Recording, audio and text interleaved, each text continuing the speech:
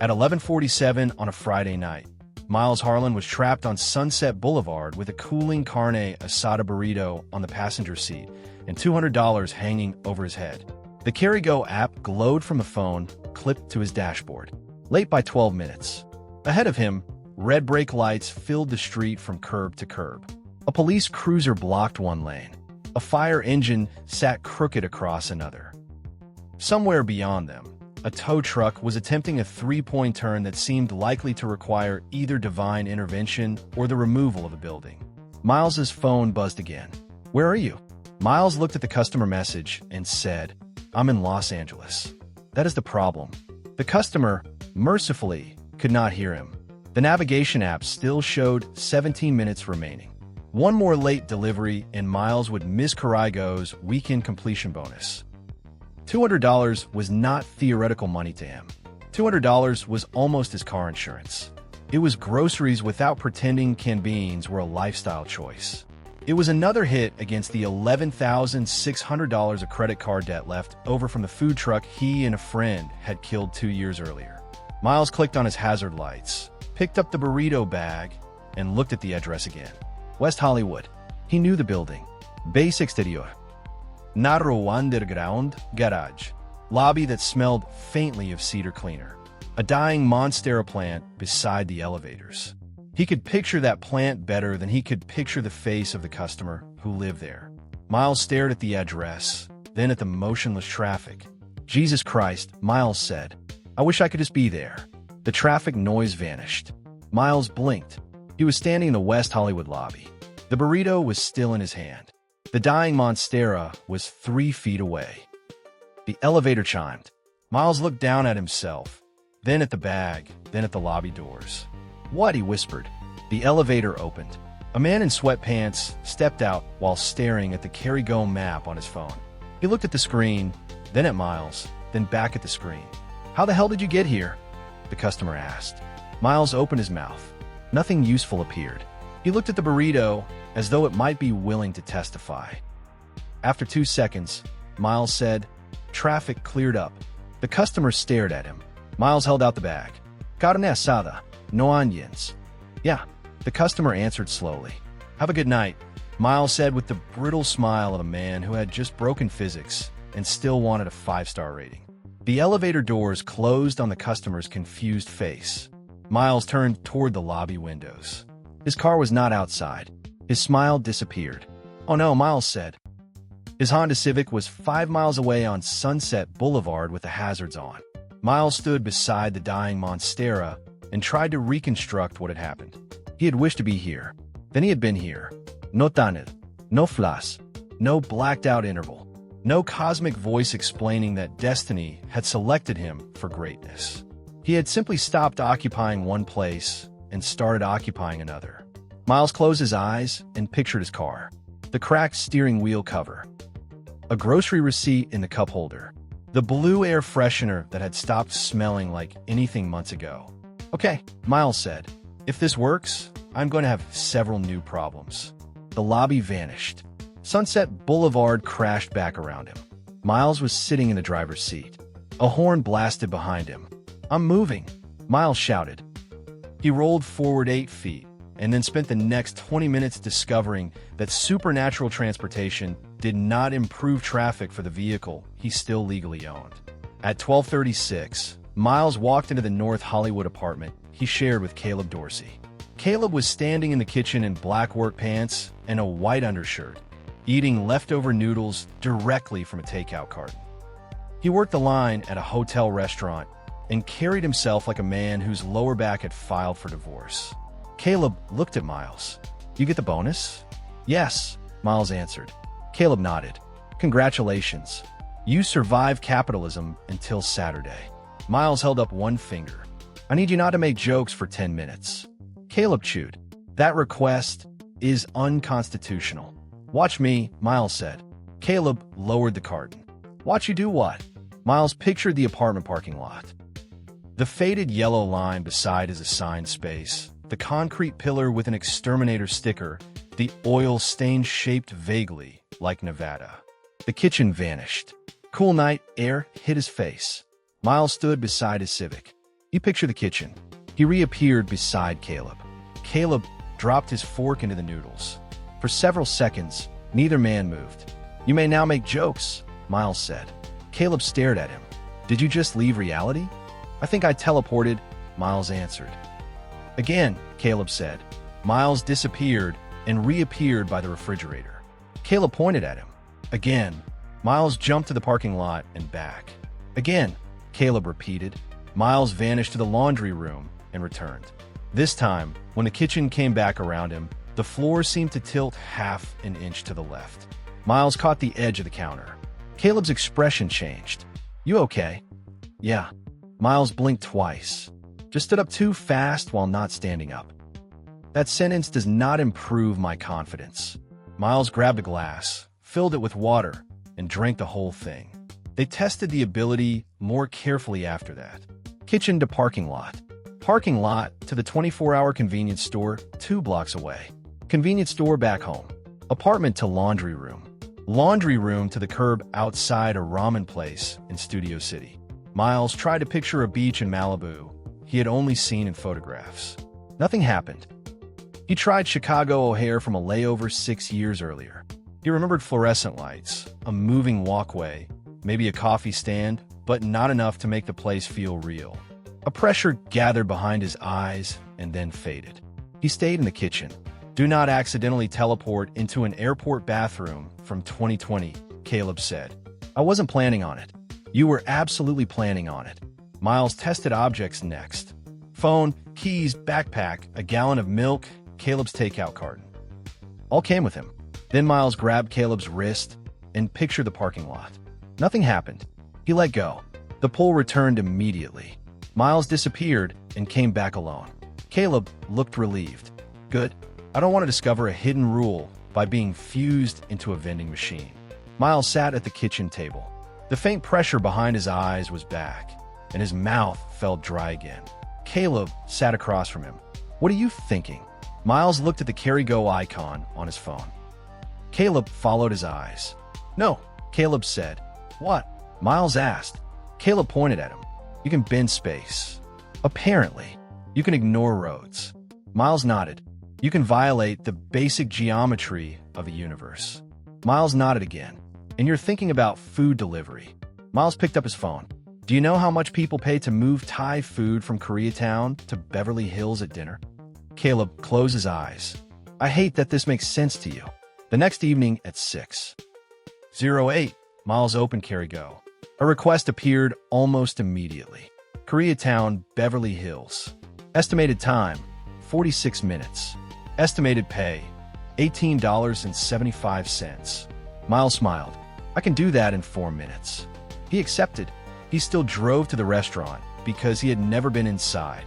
He parked legally because Caleb had spent breakfast explaining that teleportation did not exempt a Honda Civic from towing laws. Miles picked up the food, deliberately walked through the restaurant's side hall and rear exit, and memorized the alley outside. Then he locked himself in a restroom stall, pictured a public parking structure near the Beverly Hills destination, and vanished. He appeared beside a concrete stairwell. 4 minutes later, he reached the customer's door. The customer opened it while looking at the app. It says he just picked it up. Miles held out the bag. "Delivery." The customer looked from a phone to the bag. "No, yes," Miles said. By 8 o'clock, Miles had learned his first profitable lesson about teleportation. Do not waste it on short trips. He wanted the deliveries other drivers rejected. 12 miles, 15 miles, bad traffic, ugly parking, surge pay. Santa Monica to downtown. Pasadena to Hollywood. Beverly Hills to North Hollywood. Koreatown to Brentwood. Distance had value only because everybody else had to cross it. Miles did not. One customer opened the door before he could knock.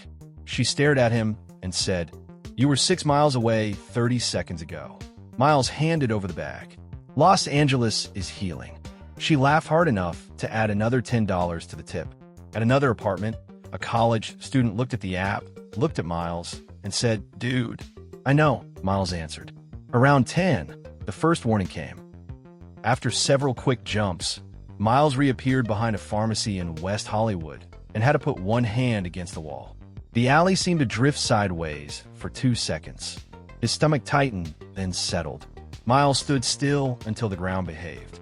He bought a bottle of water from the pharmacy before continuing. He told himself it was dehydration. He had been working since lunch. He had consumed more coffee than food. There were several ordinary explanations available, and Miles preferred ordinary explanations when they allowed him to keep making money. At 1:15 in the morning, he entered the shift. Normally, a strong Friday meant 8 or 10 deliveries. He had completed 27. Miles walked into the apartment kitchen with his earnings screen open. "Caleb," he called. Caleb appeared with a glass of water. "How much?" Miles turned the phone around. Caleb stared at the number. "I withdraw every criticism I have ever made about abusing the laws of physics." "Thank you." Miles grinned, then reached for Caleb's water without asking and drank half of it. Caleb watched him. "You look pale." "I'm rich." "You are not rich." "I'm locally rich." "You made less than my rent." Caleb took the glass back. "Also buy groceries." "Done." "Real groceries." Miles opened the refrigerator. "Define real." "Food that does not come in a tube." For 3 days, the ability felt less like a miracle than a correction to an administrative error. Miles paid 2 bills early. He scheduled the brake repair he had postponed twice. He made a $400 credit card payment and stared at the new balance with more satisfaction than he had felt at any birthday in recent memory. Then he made the first truly stupid mistake. On Monday, Miles parked in Koreatown, teleported through 4 deliveries, and finally jumped home from Pasadena because he was tired. The next morning, Caleb found him standing in the kitchen with his keys in one hand. Caleb narrowed his eyes. "Where's your car?" Miles said nothing. Caleb waited. "Koreatown," Miles admitted. 2 hours later, Miles returned holding a pink parking citation. Caleb read the amount. $93. Miles dropped the ticket on the counter. Caleb nodded solemnly. "Congratulations. You defeated space, but not the city of Los Angeles. I'm putting a tracker on the car. You need a tracker for a 2-ton object you personally parked. I don't need commentary. You live with me," Caleb said. "Commentary is included in rent." The fun ended the next afternoon. Miles opened Carry Go and found a gray screen. Account temporarily suspended. Suspicious location activity. He refreshed 3 times. The words remained. After 20 minutes of hold music, a support representative named Priya answered. "Thank you for contacting Carry Go driver support," Priya said. "How can I assist you?" "My account says suspicious location activity," Miles said. Priya reviewed the account in silence. "I see irregular travel patterns, location inconsistencies, and completion times outside expected ranges," Priya finally said. "Outside expected ranges means too fast. The system does not provide that level of detail." "What does it think I did?" "Possible causes include GPS manipulation, unauthorized account sharing, or inaccurate delivery completion." Miles looked at the ceiling. "What if I'm just extremely good at this?" Priya paused. "I can submit an appeal," she said. "Great. Your case has been escalated." "What does that mean?" "It means the case has been escalated." Miles stopped pacing. "I walked into that one." 3 days passed. He took warehouse shifts and hated every minute. The warehouse itself was not awful. That made it worse. Nobody yelled at him. Nobody abused him. Miles just moved boxed household goods from one conveyor to another beneath fluorescent lights, while knowing he could be in Santa Monica, Pasadena, or his own kitchen in less time than it took a supervisor to tell him to switch pallets. On Friday, Carry Go restored his account without explanation. Miles changed his method immediately. He stopped completing impossible deliveries. He would pick up an order, jump near the destination, then wait 10 or 15 minutes so the data looked aggressive rather than supernatural. If the route should take 35 minutes, he delivered in 26. If it should take 50, he delivered in 38. Fast enough to profit, slow enough to remain believable. For the next 2 weeks, Miles lived inside that absurd compromise. Miles Harlan, possibly the fastest moving human being in recorded history, spent large portions of his evenings sitting behind parking structures and on apartment staircases, deliberately wasting time so an algorithm would believe he existed. One night in Culver City, Miles picked up an order from a partner restaurant 6 blocks from the customer, jumped to a familiar loading dock near the destination, and sat beside the hot bag watching a countdown timer. 14 minutes until the delivery would look normal. "This is a ridiculous use of a miracle," Miles said to nobody. A woman's voice behind him answered, "I was thinking the same thing." Miles turned. A woman around 30 stood at the end of the loading dock in a dark green jacket, tablet tucked under one arm. Straight black hair was tied low behind her neck. Her expression suggested she had never been impressed by a magic trick in her life. "Can I help you?" Miles asked. "Probably," the woman said. "Miles Harlan." "Depends." Tessa Kwan. Relay Rush. Miles looked toward the street. "How did you find me?" "The restaurant manager texted me when you picked up." Their merchant screen showed the delivery block. "I drove over." Tessa glanced around the empty loading dock. "You were sitting in the quietest place on the block waiting for your delivery time to become believable. You have habits." Miles knew the company. Relay Rush handled expensive deliveries normal app drivers rarely saw. Tasting menus, corporate catering, production equipment, legal documents, private events where the flowers cost more than his car. "Are you recruiting me on a loading dock?" Miles asked. "Not yet." Tessa opened the tablet. The screen did not show stolen carry-go data. It showed something more ordinary and therefore more convincing. Pickup and handoff records from 6 restaurants that used Relay Rush for premium jobs and carry-go for overflow. Several restaurant managers tracked courier names and pickup times because late orders produced refund fights. Miles's name appeared again and again. Tessa tapped the first column. 3 weeks ago, you started appearing in our partner restaurants." Miles shrugged. "I eat. You also pick up food." She tapped another column. "At Hanul Kitchen, you left at 7:42. A customer in Brentwood posted a time-stamped delivery photo at 7:51. Miles stayed quiet. At La Mesa, you picked up at 8:16. A Century City client attached a concierge handoff timestamp to a refund dispute. 8:24. Tessa swiped again. Then Carry-Go suspended you. Miles's eyes narrowed. "How do you know that?" "I don't. I'm guessing because after 4 days of impossible times, your times became merely excellent." Tessa held up the tablet. "That part is more interesting." Miles leaned back against the loading dock wall. "You started controlling the pattern," Tessa continued. "Fast enough to make money. Slow enough not to get flagged. Either you're running an elaborate GPS scam for burrito money, which would be depressing, or you're doing something I don't understand." Miles asked, "And this is your recruitment strategy?" "This is the part before the strategy."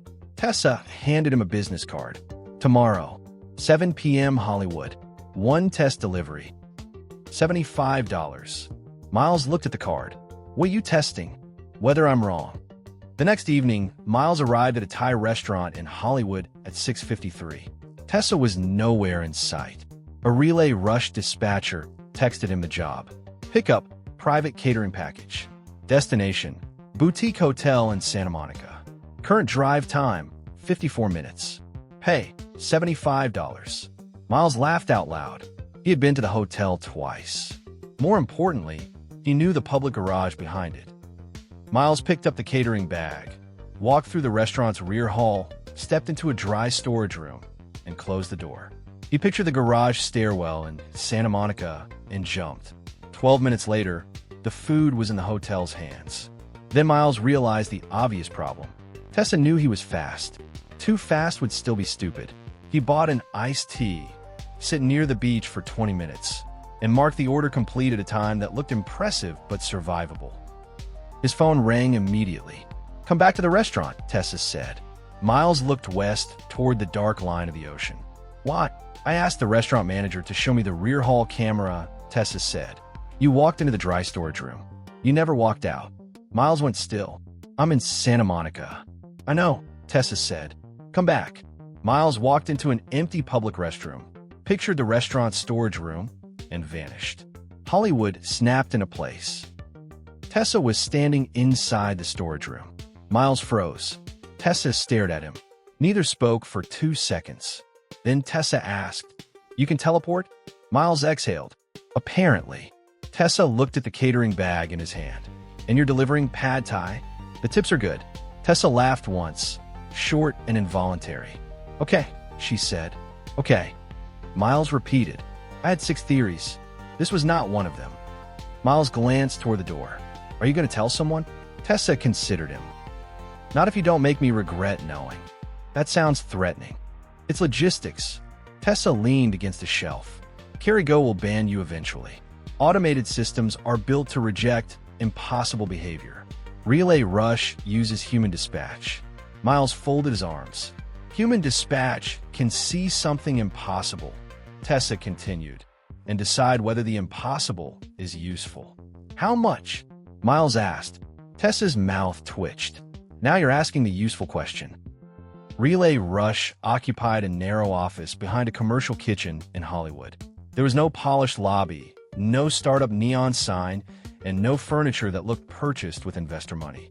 For desks faced 6 monitors. A whiteboard held delivery windows. A note on the refrigerator read, if you did not buy it, do not eat it. Yes, this means you, Marcus. Tessa introduced Miles to Reed Halpern on Tuesday morning.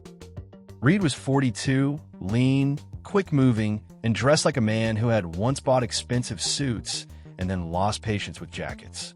Tessa says you're unusually efficient, Reed said as he shook Miles's hand. Miles glanced at Tessa. That's one way to describe it. I like efficient, Reed said. Before you like anything too much, Tessa said. Miles has conditions. Reed looked interested. Already, Miles counted them off. I don't jump into private rooms. I don't appear inside houses. I don't jump anywhere I haven't personally been. If the landing point isn't clear in my memory, I travel normally. Reed stared at him. Then Reed looked at Tessa. Am I missing a sentence? Several, Tessa said. You didn't tell him? Miles asked. I told him you had an unconventional transportation method. Reed frowned. What does that mean? Miles sighed, stepped behind a shelving unit, pictured the loading bay outside, and vanished. 3 seconds later, he walked back into the office through the rear door. Reed did not move. That, Miles said. That was when Miles decided he liked Reed. We can beat it, Reed said. For 5 days, Miles did something no superhero story would have considered worth describing. He built a map, not a digital one, a memory map. He rode with Relay Rush drivers and deliberately visited safe public landing points. Restaurant alleys, hotel lobbies, parking garages, hospital drop-off zones, office atriums, studio lots, gas stations, courtyards, loading docks, public entrances to gated communities. He learned that a good landing point was not the same as a destination. Tessa stood beside a wall map one afternoon and tapped 3 neighborhoods. You're still thinking like a customer. Miles looked at the map. Meaning, you're thinking address. Think access. She drew a circle around a parking structure. One safe public point within 5 minutes of 20 buildings is worth more than memorizing 20 lobbies. Hub and spoke, Miles said. Exactly. You make teleportation sound like warehouse management.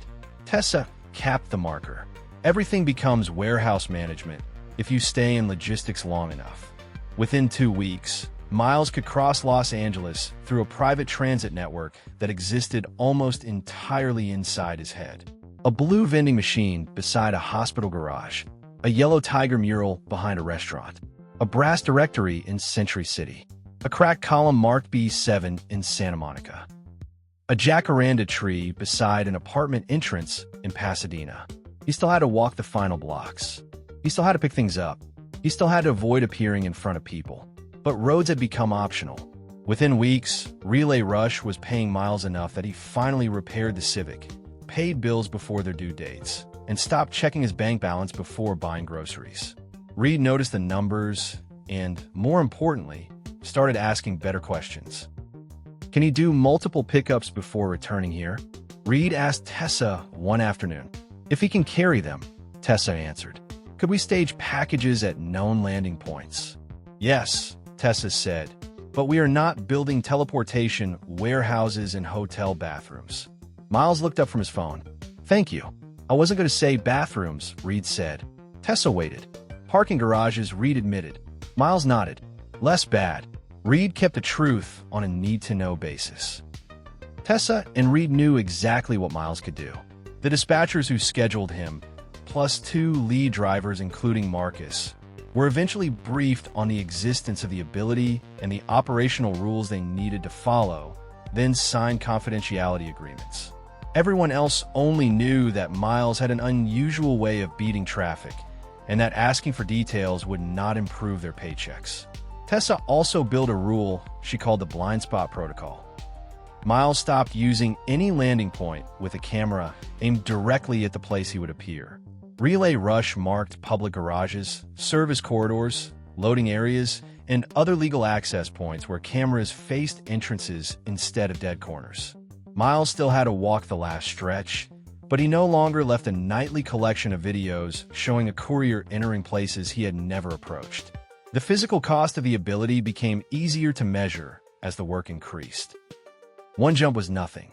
2 or 3 close together created a faint pressure behind Miles's eyes. 5 or 6 made his mouth dry and sometimes left his balance wrong for a few seconds. If he pushed beyond that without rest, nausea arrived. Tessa noticed before Miles admitted it. One evening, he returned from 3 rapid jobs and stepped out of the Relay Rush storage room slightly too far to the left. His shoulder hit a metal shelf. Tessa looked up from her monitor. "Seat. I'm fine. You try to walk through shelving.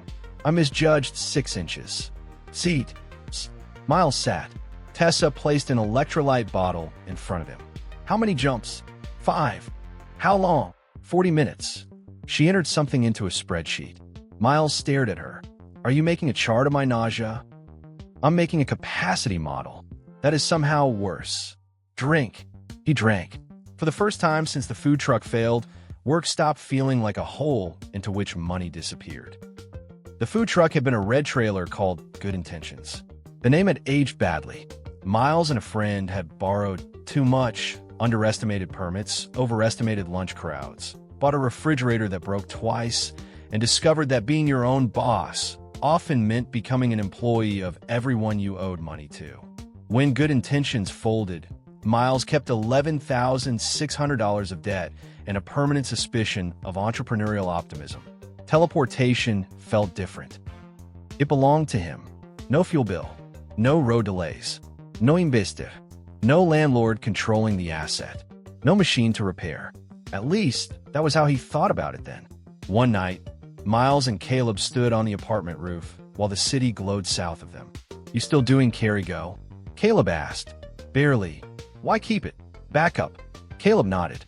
Miles watched headlights crawl along the freeway far below. This might actually fix things. What things? Miles thought of the debt, the Civic, rent, insurance envelopes, the small monthly panic of wondering which expense would arrive before which payment. "All the boring things," Miles said. Caleb smiled. "Those are most things." For a while, it seemed possible. Then came Evelyn Serrano. The order was so ordinary that Miles nearly declined it. Westwood, chicken soup, crackers, electrolyte drinks, bottled water, paper towels.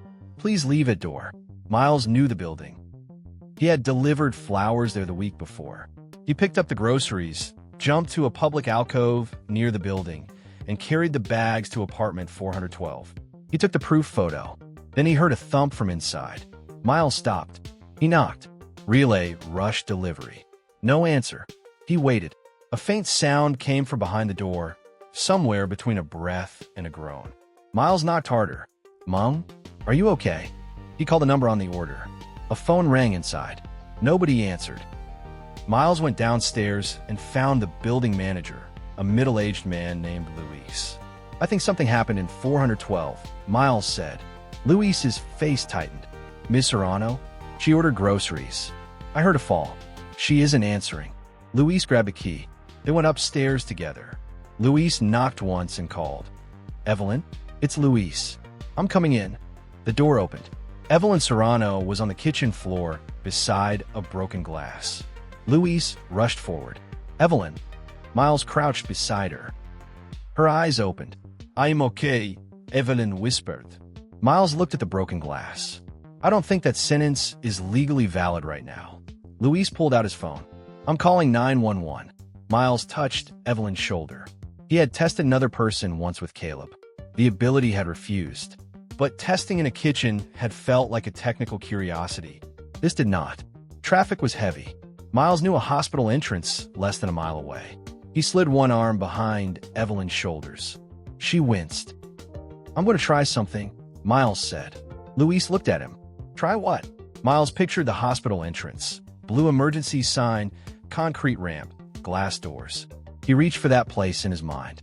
Nothing happened. He tried again. Nothing. Miles released Evelyn. The inward pull returned immediately. He could go. She could not. For a moment, Miles stared at his own hands. Luis was already talking to the 911 dispatcher. Miles did what the dispatcher told him. He moved the broken glass away.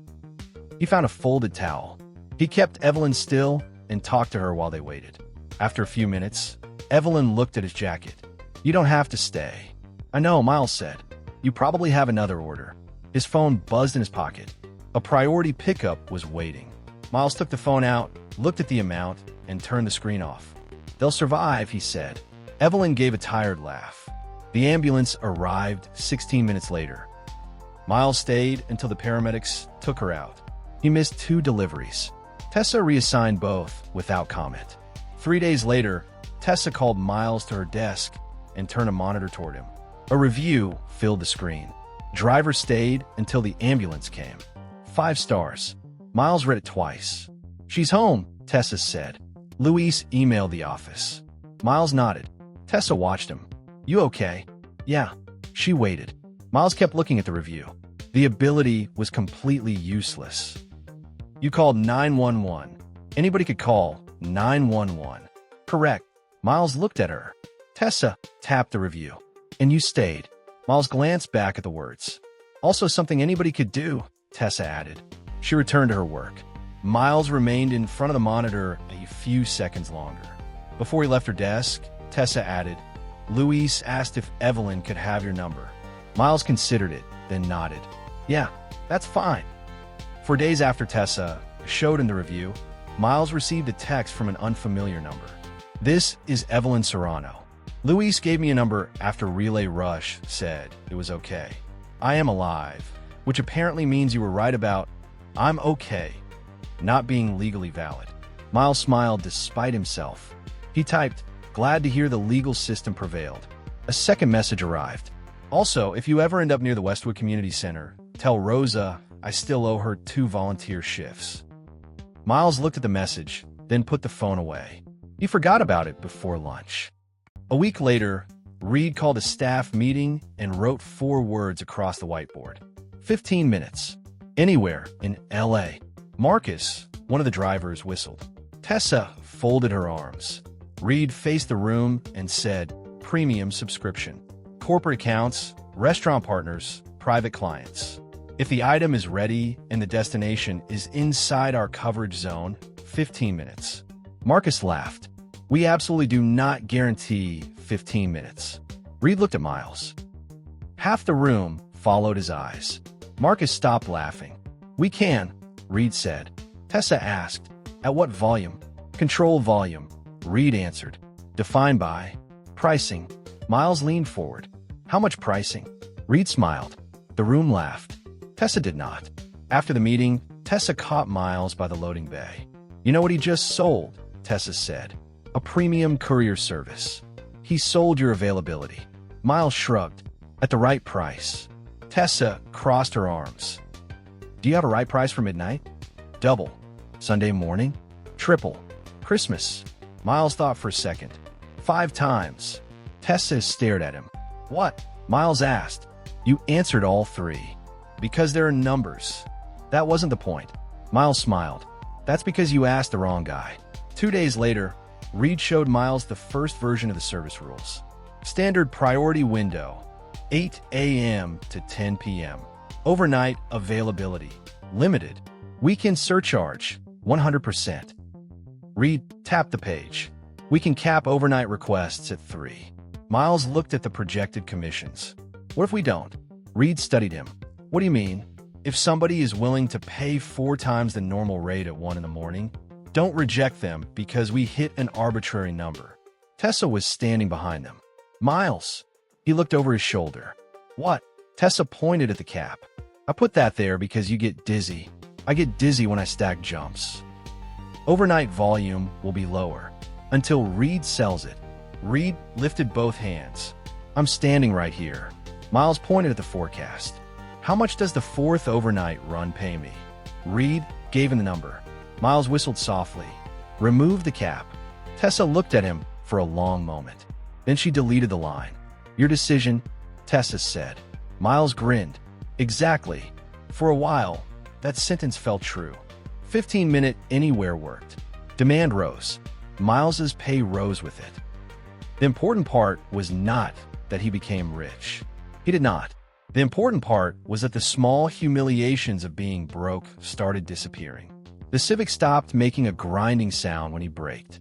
Bills went out before their due dates. A grocery run stopped being a math problem. Then the service began filling the empty spaces that the ability had created. One evening, Reed stood beside the dispatch board and said, "Corporate wants a guaranteed Sunday window." Tessa looked at Miles. No. Reed glanced at her. I asked him. You asked the spreadsheet first. Miles checked the rate. How many Sundays? 3 a month, Reed said. Tessa said, Miles. He kept reading. What hours? 10 to 4. Miles did the calculation. Add it. Tessa's jaw tightened. It's Sunday. Sunday is also 6 hours. Reed quietly returned to his office. The next month, Miles was on call 3 Sundays out of 4. Then a client asked for overnight coverage. Reed proposed 10 p.m. to 2 a.m. on Fridays and Saturdays at triple pricing. Miles changed it to 7 nights a week at quadruple pricing. Demand won't be high, he told Tessa. 3 weeks later, Relay Rush hired a second overnight dispatcher whose most important job was knowing whether Miles was asleep. Miles carried electrolyte powder in his jacket. He stopped drinking because he did not trust himself to jump after even 1 beer. He stopped going farther than a few hours from Los Angeles because somebody might need him.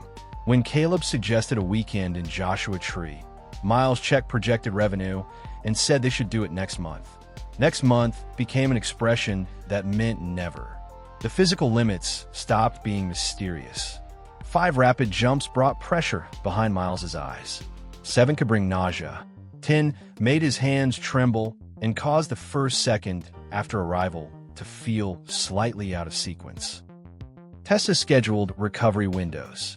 Miles began reopening them. One night, she found him sitting on the storage room floor against a case of paper cups, an empty electrolyte packet in one hand. How many? Tessa asked. 6. In 52 minutes. Tessa checked her tablet. You have another one in 8. 7. I can be early. She did not move. Miles looked up. What? I blocked 15 minutes after every 5th jump. Yeah. You reopened it. There was a $200 request. I know what it paid. Miles stood carefully. Then you understand why. Tessa watched him steady himself against the wall. You are not infrastructure. Miles picked up his courier bag. I'm getting paid like infrastructure. That isn't a compliment. Miles pictured the cracked B7 column in the Santa Monica garage. For a moment, nothing happened. The image was clear. Concrete. White paint. The black scrape near the base. He reached for the familiar inward pull and felt only a blank resistance. Miles blinked. Then the pull caught. The storage room vanished. He arrived beside B7 and stood perfectly still. His heart was beating faster than the jump deserved. A second later, Miles told himself he had been distracted. He completed the order and did not mention it. Tessa noticed anyway. When Miles returned, she asked, Why did the jump take so long? It didn't. I was looking at you. Then you watched me think. You've never needed 4 seconds to think about B7. Miles took a bottle of water from the refrigerator. Congratulations on identifying my decline. Tessa did not smile. Miles, I'm Phoenix. That answer has a bad history in this company. He drank the water and changed the subject. Caleb tried a different strategy. On a Wednesday night, he dropped 2 paper tickets on the kitchen table. Miles looked at them. What are these? Proof that I no longer trust you with digital calendars, Caleb said. Miles picked one up. Dodgers versus Giants. Saturday, 6:10 p.m. Miles looked at Caleb. You bought baseball tickets. I traded 2 brunch shifts with Marco and pastry and paid real American dollars. Therefore, you are required to pretend baseball matters. Miles laughed. I like baseball. You like stadium hot dogs. I contain multitudes. Caleb pointed at him. Saturday. No work. Miles raised a hand. Saturday. No work. Caleb narrowed his eyes. Say it like a contract. I, Miles Harlan, being a financially questionable but legally competent mind, agree not to work Saturday night. Good. Saturday at 4:42 p.m., Miles was dressed and waiting for Caleb when his phone buzzed. Priority relay request, $925. Studio City pickup, Malibu delivery. Miles looked at the number. Caleb came out of his room wearing a Dodgers cap. No, I didn't say anything. You did math with your face. Miles put the phone down. I'm not taking it. Caleb nodded. Good. The phone buzzed again. The rate changed. $1,050. Miles looked away. Caleb picked up his keys. We are leaving in 5. Miles said. They wouldn't raise it unless something changed. Caleb closed his eyes. Miles picked up the phone. I'm just looking. That sentence is how casinos buy buildings. The job notes had changed. The package was a replacement lens assembly for a commercial shoot scheduled before sunrise. The client had missed a freight transfer. The ordinary drive to Malibu was already over an hour and getting worse. Miles said, I can do it in 20 minutes. Caleb looked at the tickets on the counter. Miles added 20. We still make first pitch. Caleb looked at him. You promised no work. I know. Then this is easy. Miles stared at the pay. Caleb sighed. And somehow it isn't. Miles grabbed his jacket. 20 minutes. Caleb did not answer. The pickup was late. The production assistant had the wrong case. The correct case was still at a rental house in Burbank. The client raised the fee again. Miles jumped from Studio City to Burbank, waited while 3 employees argued over serial numbers, carried the correct case to a camera-safe garage in Malibu, then walked 6 blocks because the final road was closed for an event. At 6:37, Miles checked his phone. 3 messages from Caleb. 6:04, parking. 6:11, first pitch. 6:31, your seat remains emotionally available. Miles stared at the screen. He could not teleport into Dodger Stadium because every useful landing point inside was crowded and watched. He could jump nearby, but by the time he cleared security and found the seats, he would have missed half the game. He told himself he could still go. Then another relay request appeared. He turned the phone off. By the time Miles reached home, it was after 11. Caleb was sitting at the kitchen table eating cereal. One unused ticket lay beside the bowl. Miles stopped in the doorway. How was it? Caleb ate another spoonful. Caleb looked at him. He did not sound angry. You would have liked the 9th inning. Miles looked at the ticket. What happened? Miles asked. Walk-off double. Damn. Yeah. Miles sat across from him. I'm sorry. Caleb nodded once. I know. That was worse than if he had yelled. The ticket, Century City to Beverly Hills. Caleb saw Miles's face. No, it's $180. Caleb pointed his fork at the steak. This was free. By your current religion. That means infinite return on investment. Miles laughed. The phone buzzed again. Miles stood. Caleb's expression flattened. Seriously? I'll be back in 20 minutes. Caleb looked at him. You can be back in 20 seconds. Miles paused. That's the point, Caleb said. What is? Caleb set down his fork. You got the ability to be anywhere, and somehow you're never actually anywhere. Miles stood still. Caleb looked at the half-eaten steak. You're always halfway to the next thing. Miles, the sentence stayed with him anyway. A week later, Miles arrived at Relay Rush after 7 jumps in 90 minutes. Tessa had already blocked him for 30 minutes when an assisted living pharmacy called. A refrigerated medication package had been routed to the wrong facility. The receiving facility had only a narrow backup window. Tessa read the request twice. Miles was sitting beside her desk drinking water. Reed asked, Can Marcus get it there? Tessa checked the traffic. Not in time. Reed looked at Miles, then at Tessa. Tessa stared at her own capacity model. Miles said nothing. Finally, Tessa looked at him and said, Take it. Miles looked at her. The silence lasted less than a second But Tessa heard her own words. Miles stood. Tessa added, quieter, one jump out. One back. Then you're done. Miles gave her a tired smile. Now who's selling the rest, period? Tessa did not answer. Miles completed the run. When he returned, she put the tablet face down. Neither of them mentioned it, but something had shifted. A month later, Reed showed Miles an enterprise proposal from a medical device company. The contract included a line Miles had never approved. Guaranteed emergency priority fulfillment regardless of traffic disruption. Miles read it twice. Then he walked into Reed's office and dropped the printout on the desk. "What is this?" Miles asked. "A new account," Reed answered. Miles tapped the guarantee. "This, premium emergency fulfillment. You signed a contract promising I'll be available during traffic disruptions." Reed leaned back. "We have regular driver contingencies for anything they can reach. And for anything they can't?" Reed did not answer immediately. Miles laughed without humor. "Me? Miles, the company grew around a capability nobody else has. You sold me." Reed's expression changed. "No," Reed said. "You price yourself." Miles stared at him. Tessa stood in the doorway, but did not intervene. Reed continued.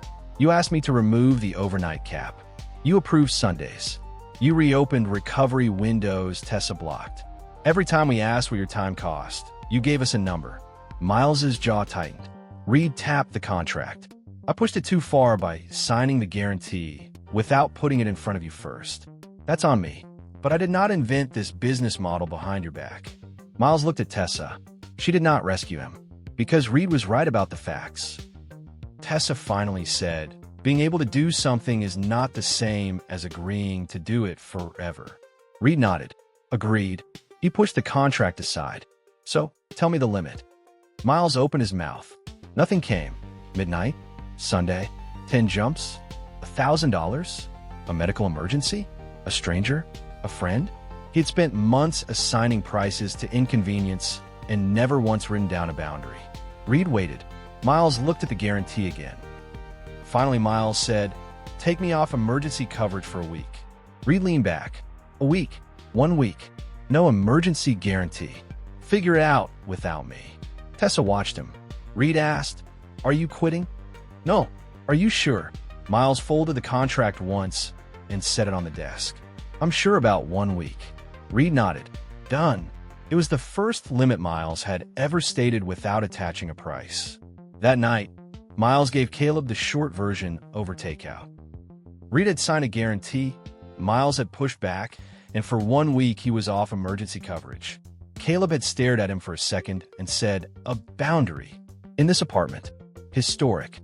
3 nights later, the Santa Ana winds hit Los Angeles hard enough to make the city difficult. Not apocalyptic. Difficult was enough. Trees came down across streets. Power failed in several neighborhoods. A brush fire pushed evacuations through part of the hills. Freeway ramps closed. Normal 10-minute routes became 40-minute detours, then 90-minute ones. Relay Rush's dispatch board turned red. Miles was at home with Caleb when Tessa texted him. "Not calling you in, just so you know." "It's bad." Miles stared at the message. Caleb was watching television. "You're doing the face," Caleb said. "What face?" "The math face." Miles opened the local traffic map. Most of Los Angeles looked like a circulatory system having a medical emergency. He closed it. 5 minutes later, he opened it again. Caleb kept watching the television. "You said 1 week." "I know." "Did they ask?" "No." "Then why are you putting on shoes?" Miles looked down. He was already tying them. Caleb muted the television. Miles said, "Because some of those roads are actually blocked." Caleb studied him. Miles added, "I'm not taking everything. That sounds suspiciously like a rule." "I'm trying one." Caleb unmuted the television. "Disgusting." Miles smiled. "I know." At Relay Rush, Reed did not greet him like a savior. He only said, "You were still off the guarantee." "Good." Tessa looked at Miles. "You came anyway. Don't make it weird." She almost smiled. Then she turned the dispatch monitor toward him. The board was a mess of money, addresses, deadlines, and panic. A private client in Beverly Hills wanted a forgotten watch delivered to a dinner in Malibu. "Hey," $2,500. A film production needed a replacement power module. Pay, $1,150. An assisted living facility needed medication from a pharmacy on the other side of two closures. Pay, $140.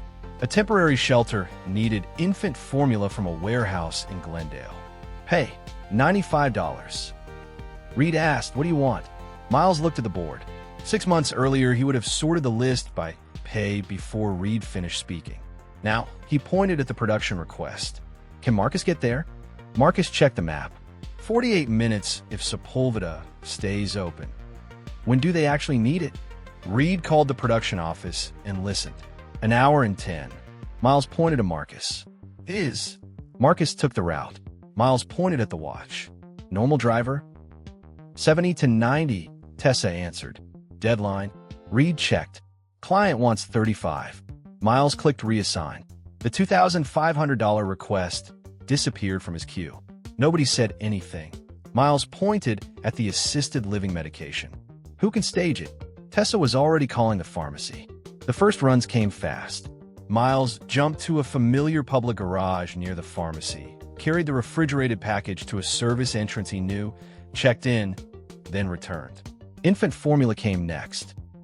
Then batteries for a powerless residential building where several older tenants relied on electric mobility equipment. Then a care facility that needed backup oxygen machine batteries already waiting at a supply office. No speeches, no heroic music, just addresses. After the fifth jump, pressure built behind Miles's eyes. After the sixth, his mouth felt dry. After the seventh, the relay rush storage room returned half a step later than his body expected. His shoulder clipped the doorframe. Tessa saw it. Sit down. We have requests. We also have drivers. Not for all of them. Tessa looked at the board and then at her capacity model. A call came in from a small assisted care center trapped behind a road closure. A delivery driver carrying critical medication had been turned around. Miles knew a public parking structure 3 blocks from the center. Tessa read the request. Miles watched her. She hesitated. Then Tessa said, "Take it." Miles looked directly at her. Tessa stopped. The same words she had used a month earlier now sounded different in the room. She lowered the tablet. "I did it again," Tessa said. Miles gave her a tired smile. "You're very efficient." Tessa looked at the request. "Can you do it?" Miles stood. "Yes." "That wasn't what I asked." Miles paused. Then he said, "I want to take this one." Tessa nodded. He completed the run. When Miles returned, Reed handed him water. The next request arrived from the Westwood Community Center. Miles looked at the name. For a second, the dispatch room disappeared behind a memory of a woman on a kitchen floor and a text message he had almost forgotten. "I still owe her 2 volunteer shifts." Tessa read the request aloud. "They're taking in residents from an evacuation area. They need formula, bottled water, hygiene supplies, and charging banks. Distribution point is 14 miles away." Miles said, "Evelyn." Tessa looked at him. "The woman from the review? She volunteers there." Reed asked, "Can anybody else make it?" Marcus checked the routes. "I can get the water there. It'll take an hour." Deadline. Tessa listened to the caller. "Water can wait. Formula can't." Miles pointed at the list. "Split it. Marcus takes water. Somebody else takes hygiene supplies if the road opens. I'll take the formula." The room moved. For the first time that night, the board looked less like a list of customers and more like a list of consequences. Miles completed the formula run. On the return jump, he had to concentrate twice before the storage room caught. Tessa saw the delay. "Miles, I'm here. You didn't come back on the first try." He opened an electrolyte packet with his teeth. "I came back." That is not the same sentence. Miles drank. By 11:20 p.m., Relay Rush had moved 9 genuinely time-critical loads that ordinary traffic could not complete in time. Regular drivers had handled more than 20 others. Not everything had needed Miles. That discovery was almost insulting. A 10th request came from a night clinic that needed a specialized connector for an oxygen delivery system. Tessa assigned it to Miles only after checking every ordinary route first. He took it. When he returned, his hands were shaking. Reed said, "Done." Miles looked at the board. 2 urgent requests remained. One could wait 40 minutes for Marcus. The other could not. A medical supply distributor in Burbank had a replacement control component for a dialysis machine at a small clinic in West Los Angeles. The clinic's backup unit was failing intermittently. Their technician estimated 35 minutes before they would have to begin transferring patients elsewhere. Normal courier time was at least 68 minutes. Miles knew the Burbank loading dock. He knew the clinic too. 2 blocks away was a public garage with a blue vending machine beside the elevator, one of the oldest points on his memory map. Tessa read the request. Then she looked at Miles's hands. "No," Tessa said. Miles looked at her. "You're done," she said. "We'll call the clinic and tell them to start the transfer." Miles looked at the addresses again. He closed his eyes. He pictured the Burbank loading dock. Yellow safety stripe, gray roll-up door, a dent in the metal post near Bay 3. He reached for the pole. Nothing happened. Miles opened his eyes. The dispatch room was still there. Nobody spoke. He closed his eyes again.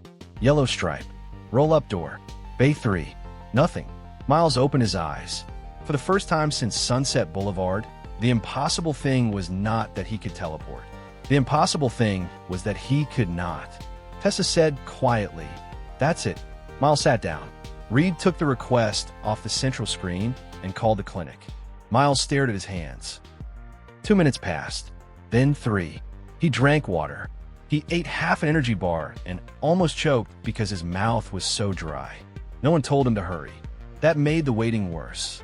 Marcus came back from a Surface Street run and saw the room. "What happened?" Marcus asked. Tessa answered, "Nothing." It was the correct answer. Nothing had happened. After 6 minutes, Miles closed his eyes and pictured the storage room itself.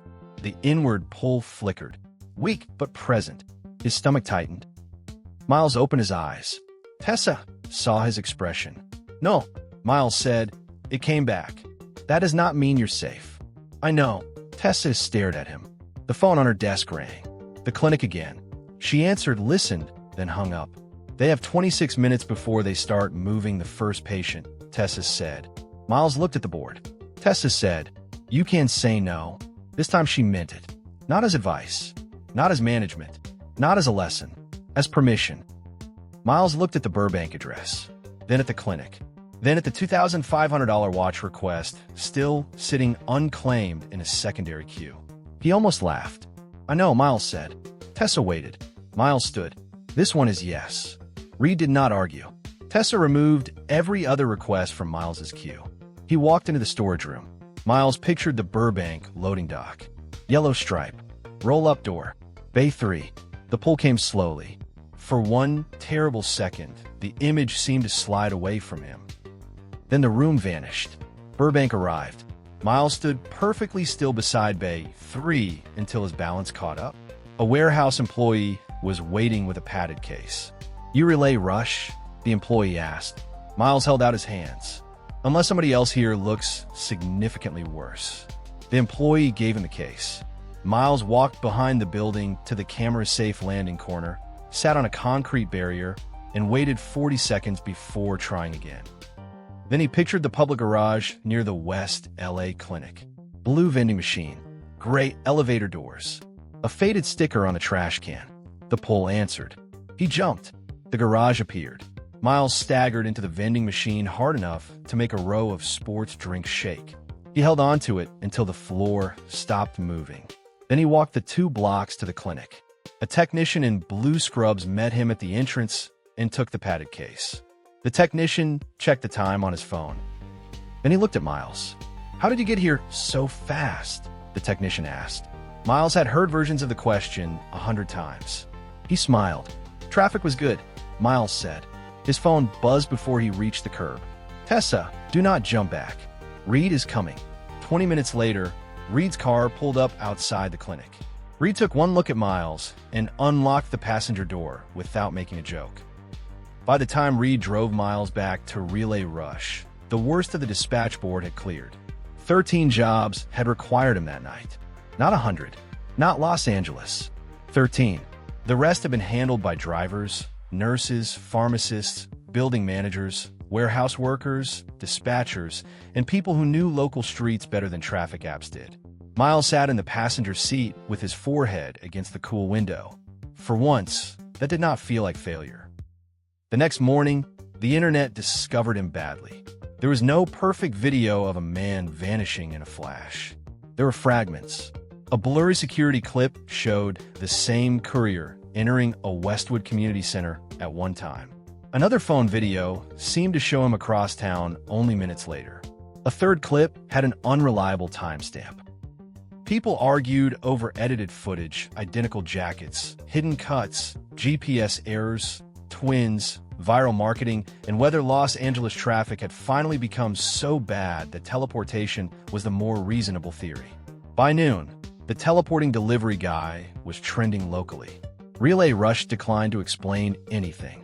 At 12:43, a volunteer at the Westwood Community Center posted a screenshot of the Relay Rush delivery receipt for the infant formula. The courier field read Miles Harlan. The volunteer's caption was only, "Pretty sure this is the guy." That was enough. Once the internet had a name, somebody found an old public photo of Miles standing beside the failed Good Intentions food truck. A new theory appeared almost immediately. The teleportation story was an elaborate relaunch campaign. The same name also gave Carigo's fraud team a direct match to the driver account it had already suspended once for impossible location data. At 2:14 p.m., Carigo sent Miles an email. Account permanently deactivated. Reason: fraudulent location activity. Miles stared at the screen. Tessa leaned over his shoulder. Appeal: absolutely not. Caleb later sent him a screenshot of the Good Intentions thread. Caleb's message read, "You have finally found a business model for that truck." Miles replied, "D." Caleb answered, "Busy. Shift until 11. The internet remained interested for a while, then became interested in other things. 3 months later, Relay Rush no longer offered 15-minute anywhere. Reed disliked killing a profitable product, but the replacement survived the argument. The dispatch board now had a category called Time-Critical Courier. The questions were boring. Could an ordinary driver complete the job in time? Was the item genuinely time-sensitive? Did Miles know a safe landing point? How many jumps had he made recently? And at the bottom, does Miles want to take it? Tessa had typed the last question herself. Miles had not asked her to remove it. Sometimes the answer was no. One Friday night, Reed called Miles about a private client who wanted a forgotten watch moved from Beverly Hills to Malibu before dinner. The fee is $700, Reed said. Miles looked at the request. Caleb was sitting beside him on the couch with a movie paused. Normal courier time? Miles asked. 70 minutes. When does the client actually need it? Reed was quiet for a second. He wants it in 30. Miles looked at Caleb. Caleb looked at him. Miles said into the phone, "Then the client wants something." Reed understood. "I'll reassign it," Reed said. Miles put the phone down. Caleb stared at him suspiciously. "Are you dying?" "No. You rejected $700. Miles picked up the remote. "Don't make it weird." Caleb hit play. "I'm absolutely making it weird." Miles's credit card balance reached zero on a Wednesday morning. $11,600 had become nothing. He took a screenshot. For several seconds, he simply looked at it. Then he closed the banking app. He did not calculate how many deliveries he could fit into the rest of the day. That felt stranger than teleportation. A few weeks later, at 5:46 p.m., Miles's phone buzzed. Caleb had sent a message. "Dinner tonight. 7 p.m. Don't vanish." Miles smiled. "I'll be there," he typed back. At 6:58, Caleb walked into the apartment, carrying 2 takeout bags, and stopped. Miles was already sitting at the table. Caleb looked at the clock, then at Miles. "Early." Miles opened one of the bags. "Don't make it weird." Caleb sat down. Impossible. Miles's phone buzzed against the table. A Relay Rush notification lit the screen. Private priority, $1,400. Standard courier ETA, 52 minutes. Client request, 20 minutes. Miles looked at it. Caleb looked at him. Miles turned the phone face down. Then he reached for dinner before it got cold.